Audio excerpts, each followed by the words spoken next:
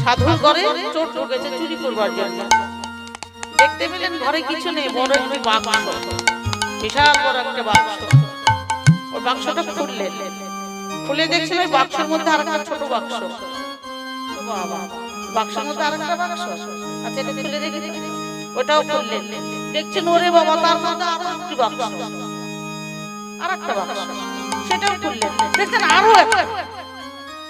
বাবা, এত বাক্স সাধু রেখেছে কি? খুলতে খুলতে খুলতে খুলতে সর্বশেষে ছোট্ট একটা বাক্স পেলেন। এর মধ্যে কিছু আছে, এর মধ্যে কিছু আছে। এতগুলো বাক্স খুলে যখন এই ছোট্ট বাক্সটা দেখলাম, এর মধ্যে কিছু ধনমাল আছে। যাক, সাধু ধ্যানস্থ, এই সময় আমি চুরি করে নিয়ে পালিয়ে যাব। এবারে ছোট্ট বাক্সটি যেই খুলেছে, সে দেখতে পেলেন এ মা, এর মধ্যে তো কোনো সোনা দানা টাকা পয়সা কিচ্ছু নেই, আছে কি একটুখানি মাটি। ওই ছোট্ট বাক্সের মধ্যে আছে একটুখানি মাটি। ওর এখন রেগে গিয়ে বলছিস, এতক্ষণ যদি অন্য বাড়িতে যেতাম হয়তো আমার কিছু লাভ হতো, আরে সাধুর ঘরে ঘরে আমার কি হলো? এতগুলো কষ্ট করে এতগুলো বাক্স খুলে শেষ পর্যন্ত পেলাম কি ওই ছোট বাক্সের মধ্যে একটুখানি মাটি দিয়ে কি করবো? ওরা এখন সাধুর কাছে রেগে গিয়ে বলছে, আচ্ছা সাধু, তুমি বড় বড় বাক্সের মধ্যে করে ছোট বাক্সের মধ্যে মাটি লুকিয়ে রেখেছো, কি হবে মাটি গো? সাধু বলে, চুপ কর, মাটি কাকে বলছিস? কি মাটি? কোনটা মাটি? বলে যে তোমার বাক্সের মধ্যে পেলাম একটুখানি মাটি। মাটি আবার মানুষ অত যত্ন করে রাখে? মাটি তো সব জায়গায় আছে, তুমি যে মাটি অত যত্ন করে রেখেছো, বাবা এই জীবনে প্রথম দেখলাম, প্রথম শুনলাম।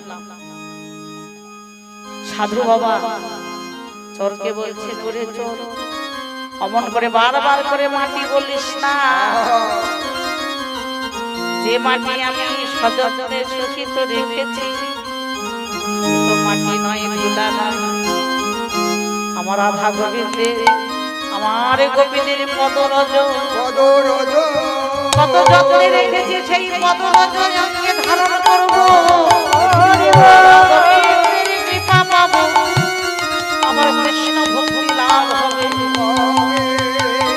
দেখো, সতের সঙ্গ ধরলে মানুষ সৎ হয়, আর কুসঙ্গ ধরলে কুসঙ্গে কু হয়ে যায়। সাধুর কথা শুনে এক কথায় চোরের চৈতন্য ফিরলেন। বৃন্দাবনের মাটির এত গুণ। চৈতন্য চরিতামৃতে বললেন, ধুলি নয়, ধুলি নয় গোপী পদরের, এই রেণু মেখে থাকে ব্রজের লাভখানা। ব্রজের লাভখানায় বৃন্দাবনের মাটি মেখেছে বা মেখেছিল। ওরে অমন করে মাটি বলিস না বাবা, একবার মেখে দেখ, এই ব্রজের ধুলে একবার মেখে দেখ। এই ব্রজের ধুলি মাখলে তোর হৃদয়ের যত পাপ তাপ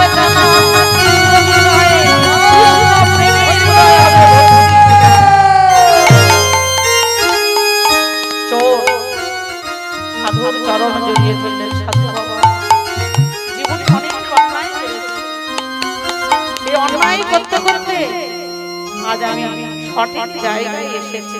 তুমি আমাকে মুক্তির উপায় বলে দাও বাবা, আমি কোন পথ ধরলে মুক্তি পাবো, রাধা গোবিন্দের কৃপা পাবো। ওরে ওই মাটিটা মা, ওই মাটি মেখে দেখ, ওই মাটির মধ্যে কত গুণ। চোর সর্বাঙ্গে ব্রজের ধুলি মেখে, বৃন্দাবনের ধুলি যেই মেখেছে, অমনি কৃষ্ণ প্রেমে উদয় হলো। হরি হরি বল, হরি হরি হলো, কৃষ্ণ প্রেমে উদয় হলো। ওরে ব্রজের ধুলি অঙ্গে মেখে তোরে কৃষ্ণ প্রেমে উদয় হলো। ওরে ব্রজের ধুলি বল, হরি ব্রজের ধুলি অঙ্গে মেখে কৃষ্ণ প্রেমে আশীর্বাদ করলেন, তোর জনম ধন্য হোক, সফল হোক তোর জনম, কৃষ্ণ কৃপা লাভ করলে। তাই তো বৃন্দাবনের ধুলা বলরাম মেখেছে, ধুলি মেখে দিয়ে এবার বলছেন, এইবার দেখো এবার শরীরে আমার কত শক্তি কত বল, এবার তোর সঙ্গে যুদ্ধ করে তোকে পরাজিত করে তারপরে আমি ভাই কানাই কাছে যাব। বলরামের যে চরম প্রহার বাবা, এবার কি করছে?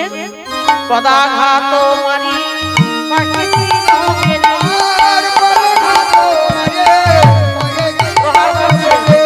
পদাঘাত মারি পাখিটি ওরে স্থির হব ধরণী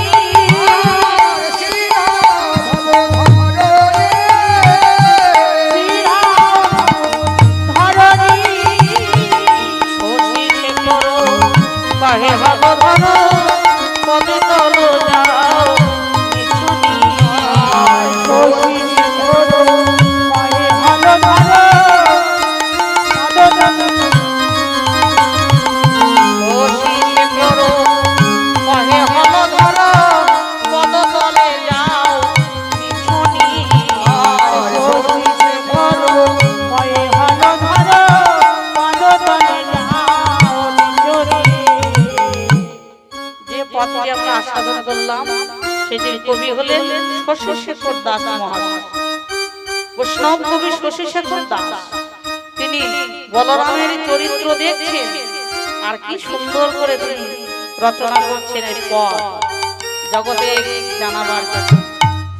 সর্বশেষে বলরামের ওই কাণ্ডকীর্তি দেখে শশী শেখর দাস মহাশয় বলে উঠলেন, শশী শেখর কহে হল ধরো পদ তলে যাও নিছু।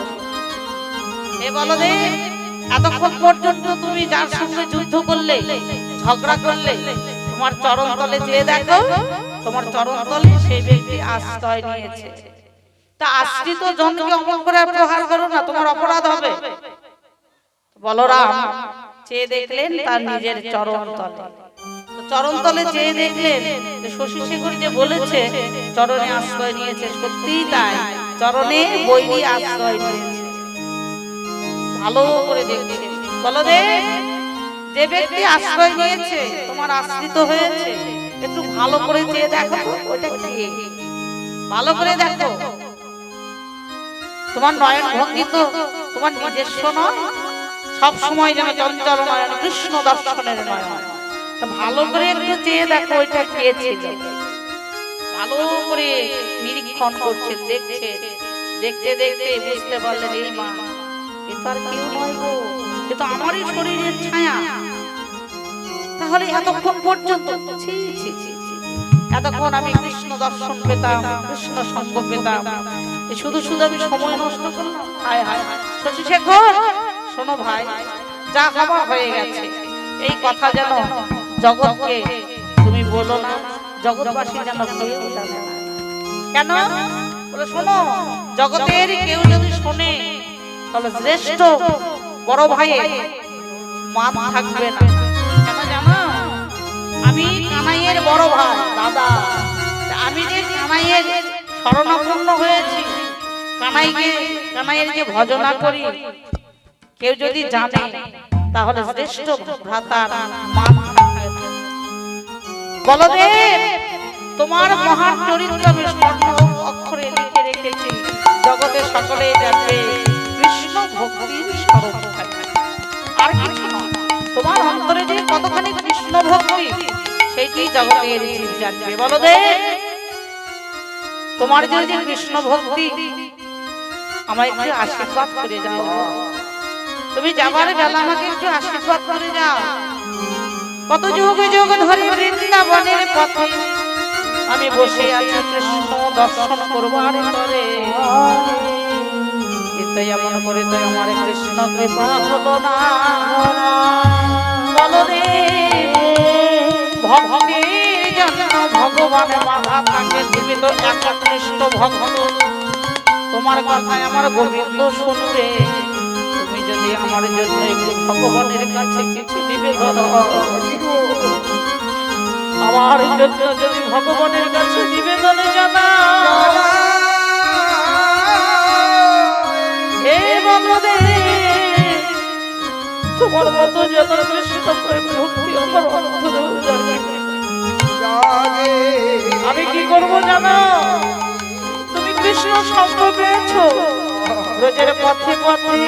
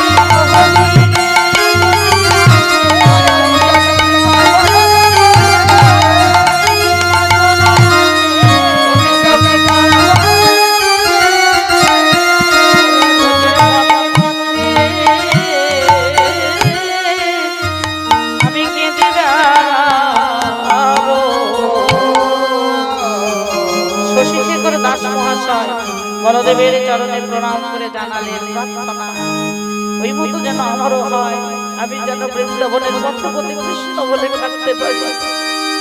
আমি ধন ঐশ্বর্য অট্টালিকার পিছে যাই না, বহুদিন বহুকাল ধরে ব্রজের পথে দাঁড়িয়ে আছি। কৃষ্ণ নাম লব মুখে, জনম যাইবে সুখে, ব্রজের পথে কেঁদে বেড়াইব। কৃষ্ণ নাম নিলে জনম সত্যি সুখে যায় গো মা। কে যদি কৃষ্ণ নাম করতে পারে, কে যদি কৃষ্ণ নাম করতে পারে, তার জন্ম সত্যিকারের সুখের হয়, সত্যি সুখে যায়, আনন্দিতে যায়, আনন্দে থাকে। বলরাম গিয়ে মিলিত হলো সখার সঙ্গে, সখার সঙ্গে মিলিত হয়ে গিয়ে দেখছেন সেখানে সকলেই আছে, কিন্তু যাকে উদ্দেশ্য করে আসা সে নেই। শ্রীরামকে বলে, কি রে শ্রীরাম, তোরা সকলে এসেছিস? বলে, হ্যাঁ দাদা আমরা সবাই এসেছি। আমার ভাই কানাই কোথায় রে? সে কোথায় গেছে? দাদা কানাই তো আসেনি। কি কানাই এখনো আসেনি? বলে, না কানাই এখনো আসেনি। এ শ্রীরাম, কানাই আসেনি কেন, তার খোঁজ নিয়েছিস? বলে, ও দাদা আমি তো আরেক বাড়ির মানুষ, আমি তো আরেক বাড়ির মানুষ, আমি কত দূর থেকে এলাম, সেই বৃষভানুপুর থেকে এলাম, আর তোমরা এখনো আসতে পারলে না? বৃষভানুপুর থেকে এসেছে শ্রীরাম। শ্রীরাম কে হয়তো আমরা অনেকে জানি, অনেকে জানি না। শ্রীরাম হলো রাধারানীর ভাই। বৃষভানু রাজার তিনটি সন্তান। বৃষভানু রাজার ছিল তিন সন্তান, দুই মেয়ে এক ছেলে। দুই মেয়ের মধ্যে এক মেয়ে হলেন আমার প্রেমময়ী রাধা, আরেকটি হলেন অনঙ্গ দেবী, আর হলেন শ্রীরাম সখা। শ্রীরাম হলেন বৃষভানু রাজার ছেলে, সেও রাজপুত্র। তা বলরামকে বলছে, দাদা আমি কত দূর থেকে এলাম, নাকে মুখে দুটো বুঝে এলাম, তাড়াতাড়ি করে যাবো বটে, এসে দেখি কেউ নেই, তাই তো বাজনা বাজাতে বাজাতে চলে এলাম।